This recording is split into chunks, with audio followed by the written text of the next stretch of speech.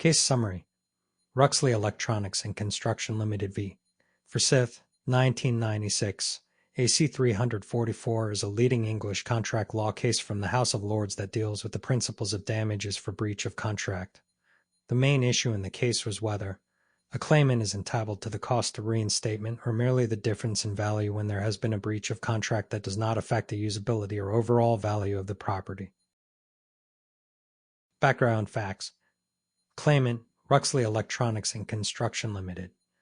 Defendant, Forsyth. Background.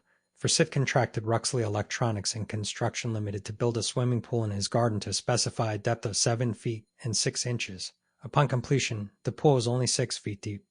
Forsyth was dissatisfied with the depth of the pool, despite it being suitable for diving and safe for use. He claimed that the pool did not conform to the agreed specifications and sought damages to cover the cost of demolishing and rebuilding the pool to the correct depth. Argument. Claimant's argument. Ruxley Electronics contended that the pool was fit for its intended purpose and that the breach of contract, the difference in depth, did not diminish the pool's value or usability. Therefore, Forsyth should not be entitled to the cost of reconstruction. Defendant's argument.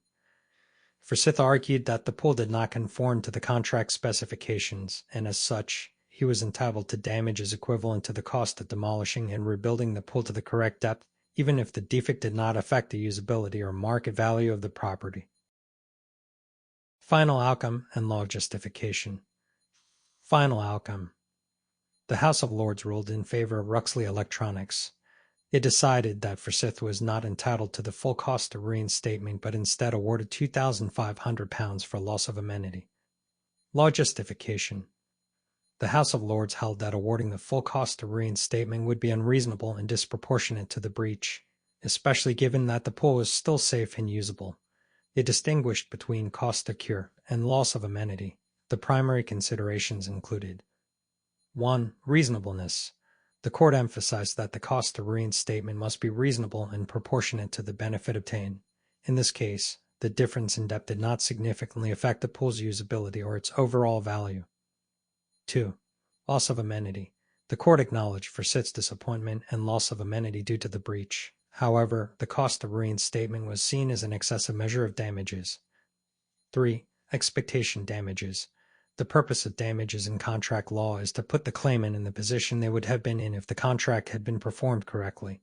Here, the diminution in value was negligible, so expectation damages were not substantial.